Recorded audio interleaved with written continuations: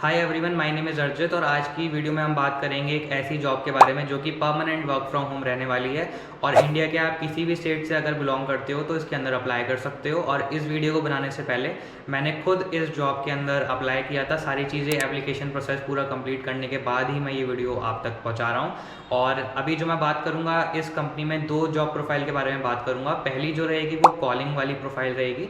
और कॉलिंग का मतलब ऐसा नहीं कि आपको सिर्फ कॉल करना है, इसके अंदर चैट सपोर्ट वाला जो ऑप्शन होता है वो सब भी रहता है। और दूसरा जो रहेगा वो कम्प्लीटली आपका नॉन कॉलिंग जॉब का रहेगा। तो जो भी आप जॉब प्रोफाइल में इंटरेस्टेड हो वो आप देख सकते हो। पहले कंपनी के बारे में मैं आपको थोड़ा बता देता हूँ। तो जो कंपनी का नाम है आई एम श्योर आपको पता ही होगा, डिट्टो इंश्योरेंस इस कंपनी का नाम है। अब अमेज़ॉन की तरह इस पे भी काफ़ी सारे लोगों ने वीडियो बनाई हुई है और सबका डाउट दो ही आते हैं। पहला डाउट ये आता है, इसमें से बहुत ही कम मतलब ना के बराबर ऐसे लोग हैं जो ये बोलते हैं कि हाँ हमारा इसमें सिलेक्शन हो गया। तो उसका सोल्यूशन क्या है वो भी इस वीडियो में हम बात करेंगे। और दूसरी चीज़, काफ़ी लोग बोलते हैं जिनका फाइनल राउंड निकल जाता है और उनके पास जब ऑफर लेटर आता है तो उनका डाउट ये होता है कि उसमें लिखा होता है कि अगर आप 1 साल से पहले या 15 महीने से पहले छोड़ते हो तो आपको एक सर्टेन अमाउंट जैसे 50,000 75,000 रुपये का पेनल्टी पे करना पड़ेगा। तो ये सच्चाई है या इसमें क्या है, ये सारी चीज़ें हम इसमें डिस्कस करेंगे। और डिट्टो इंश्योरेंस की सबसे अच्छी बात ये है कि इसके अंदर कोई भी कोल्ड कॉलिंग या कोई भी स्पैम कॉल्स आपको कस्टमर को नहीं करनी है। इसका मतलब ये है, जैसे मान लो कोई भी इंश्योरेंस की कंपनी है, ABCD इंश्योरेंस करके कोई कंपनी है, अगर कोई भी कस्टमर वहाँ पे विजिट कर लेता है तो वो लोग उसका डेटा निकाल के और उसको कॉलिंग करते रहते हैं। और आप भी, जो आपने भी नोटिस किया होगा कि आप भी परेशान हो जाते हैं, काफ़ी बार इतने स्पैम कॉल्स आते हैं। तो वो यहाँ पे कोई भी आपको नहीं करना है। यहाँ पे जो केवल ऐसे कस्टमर हैं जिन्होंने खुद डिट्टो इंश्योरेंस में एनरोल करा है और वो आपसे खुद ही बात करना चाहते हैं, केवल आपको उन कस्टमर से बात करना है चैट या फिर कॉलिंग के मीडियम के थ्रू। तो अब हम चलते हैं पहली जॉब ओपनिंग की तरफ, जिसका नाम है इंश्योरेंस एडवाइजरी रिमोट। और लिंक आपको मिल जाएगा नीचे डिस्क्रिप्शन में, उस पर क्लिक करके आप देख सकते हैं। और इस जॉब के अंदर ना 4 से 5 सब कैटेगरी बनी हुई है। आप पहले तो केवल ये एक आती थी, अब इसके अंदर लैंग्वेज के ऊपर भी इन लोगों ने कर दिया है। इसका मतलब है कि अगर आपको कोई अदर लैंग्वेज आती है अपार्ट फ्रॉम आपकी लोकल लैंग्वेज, जैसे कि मान लो इंग्लिश, हिंदी, कन्नड़ा, मलयालम, तमिल, अगर आपको इनमें से कोई लैंग्वेज आती है तो आपको काफ़ी हाई चांसेस हैं कि प्रेफरेंस यहाँ पे मिलेगा। तो आप जो मैंने लिंक दिया उस पर जब क्लिक करेंगे तो इस पर सीधे आप वहाँ पे जाके अप्लाई कर सकते हैं। और अप्लाई करने का प्रोसेस इसका थोड़ा सा अलग रहता है। अलग का मतलब ये है कि मैं आपको सबसे पहले अप्लाई पे जब आप क्लिक करते हैं फिर कैसे आपको क्या करना है या फिर इंटरव्यू प्रोसेस क्या है वो बता देता हूँ। तो जैसे आप अप्लाई करेंगे आपके मेल पे एक लिंक आएगा और वहाँ पे आपको वीडियो CV अपना अपलोड करना होगा। वीडियो CV का मतलब है उस पर आप जैसे ही क्लिक करेंगे तो ये लोग कुछ क्वेश्चंस आपसे पूछेंगे, उस क्वेश्चन के बेसिस पे आपको जवाब देना होगा। और ऑब्वियसली इंग्लिश में ही होता है, हिंदी में कुछ नहीं होगा। तो प्लीज़, बैंगलोर की कंपनी है तो हिंदी तो आप भूल ही जाओ, तो इसलिए इंग्लिश में अच्छे से तैयार करना। चैट GPT का सहारा आप आराम से ले सकते हो। पहला वो राउंड होता है। दूसरा राउंड यहाँ पे HR राउंड आप बोल सकते हो। फिर इनका तीसरा राउंड है टास्क 1 और टास्क 2।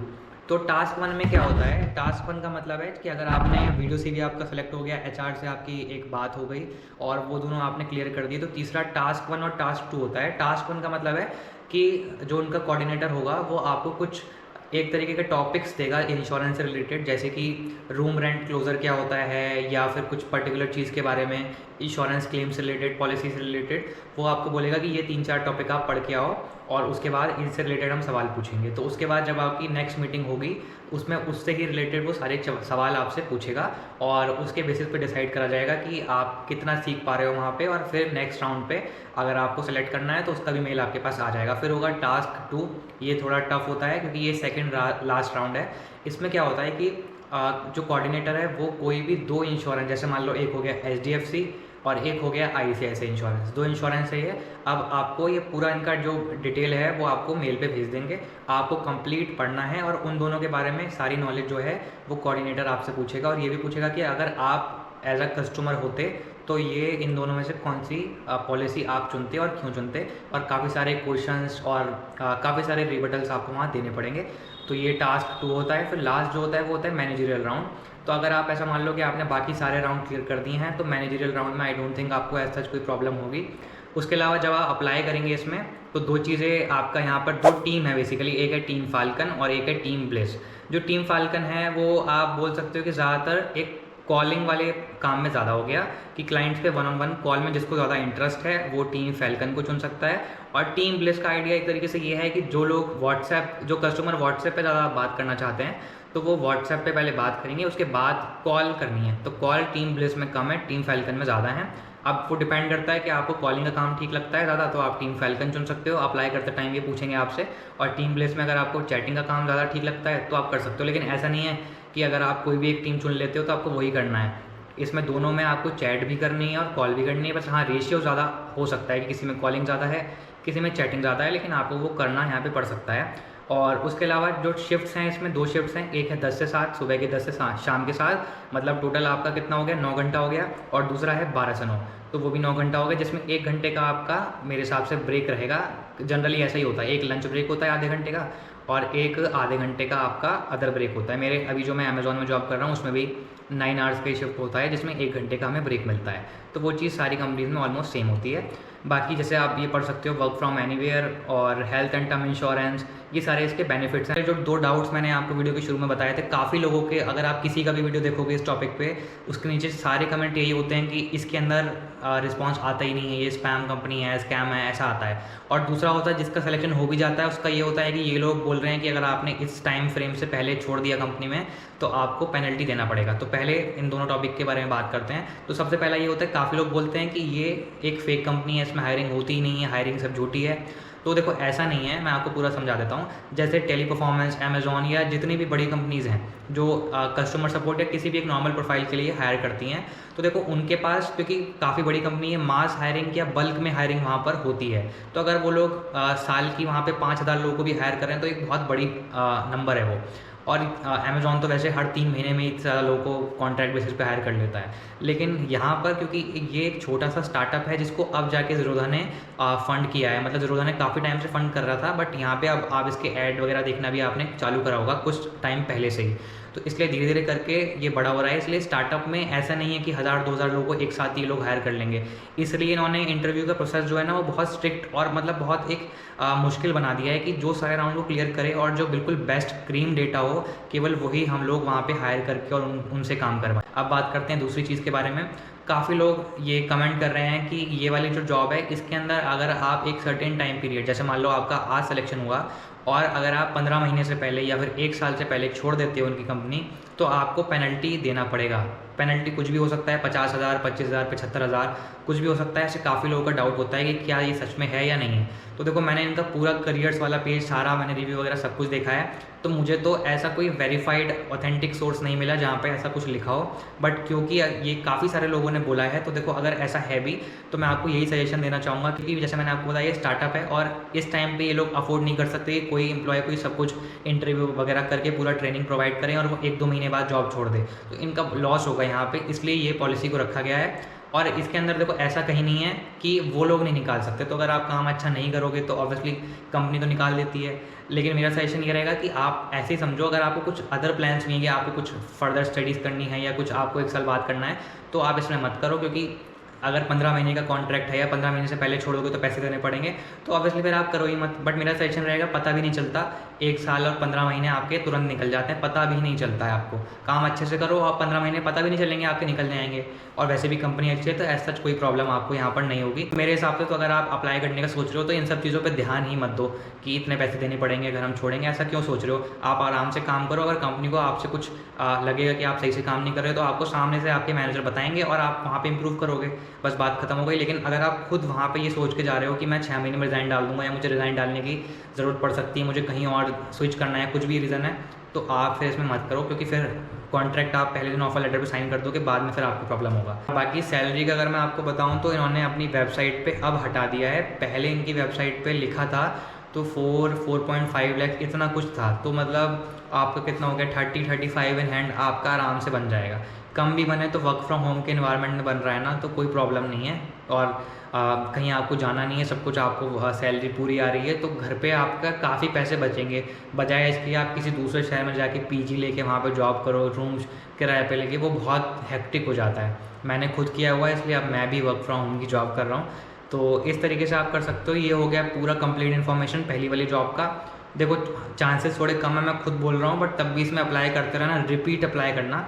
आज एक कर दिया, उसके बाद कुछ टाइम बाद दूसरा दोबारा करा सेम पोजीशन में, ऐसे करके आप करते रहना। और अब बात करते हैं दूसरी जॉब ओपनिंग की, जिसका नाम है कस्टमर सर्विस क्वालिटी एग्जीक्यूटिव, और ये भी एक permanent work from home job रहने वाली है। और ये वाली जॉब पहली वाली जॉब से कम्प्लीटली डिफरेंट है। और हाँ, ये आपको मैं पहले बता देता हूँ कि जब भी आप इस वीडियो को देख रहे हो सकता है कि पहली वाली जॉब की ओपनिंग मिल जाए आपको, बट दूसरी वाली जॉब की ओपनिंग आपको नहीं मिले, फिर आप लोग कमेंट करो कि ये वाली जॉब भाई हमें मिली नहीं, वेबसाइट पे नहीं है। तो इस वाले जॉब ओपनिंग की जो वैकेंसीज़ हैं वो काफ़ी रेयर आती हैं। तो जब भी आप इस वीडियो को देख रहे हो, अगर उस टाइम नहीं है तो थोड़े कुछ टाइम हो सकता है, 1-2 महीना भी आपको वेट करना पड़ेगा। फिर जब बाद में आए तो जो आगे मैं प्रोसेस बता रहा हूँ कि सारा कैसे करना है आपको, वो आप तब कर लेना। डायरेक्टली बोल लो कि ये एक तरीके से ऑडिटर वाला काम है। इसमें आपको डायरेक्टली कॉलिंग या फिर व्हाट्सएप पे या चैट पे कस्टमर से कोई भी मतलब नहीं है, कस्टमर से आपको बात नहीं करनी है। जो कंपनी डेटा प्रोवाइड करेगी बैकएंड पे, आपको आराम से वो डेटा पे वर्क करना है। और ऑडिटर वाली ये प्रोफाइल है। और वैसे तो इनकी वेबसाइट पे साफ साफ लिखा था कि ये नो एक्सपीरियंस जॉब है, फ्रेशर को भी ये लेते हैं, just like last job profile. But मेरा ऐसा पर्सनल बिलीव है, मेरा पर्सनल सजेशन भी ये है कि इसमें जो लोग पहले से एक्सपीरियंस है, जैसे कि अगर कोई कस्टमर सपोर्ट में पहले काम कर चुका है, तो उसको ये मेरे हिसाब से ज़्यादा प्रेफरेंस देंगे। और उसका रीज़न भी मैं आपको बता देता हूँ। क्योंकि इस जॉब में मॉनिटरिंग आपको कॉल से करनी है, जैसे कि इसका जॉब डिस्क्रिप्शन भी यही है कि कॉल मॉनिटरिंग, उसके अलावा quality process, feedback to advisor, ये सारी चीज़ें इसके अंदर रहती हैं। तो इसमें जैसे भी जो भी एडवाइज़र है, मतलब जो भी कस्टमर से बात कर रहा है, वो सारी कॉल्स को आपको बेसिकली मॉनिटर करना है कि मतलब वहाँ पे एज़ पर स्टैंडर्ड, जो कंपनी का स्टैंडर्ड है कि किस तरीके से बात हो रही है वहाँ पे।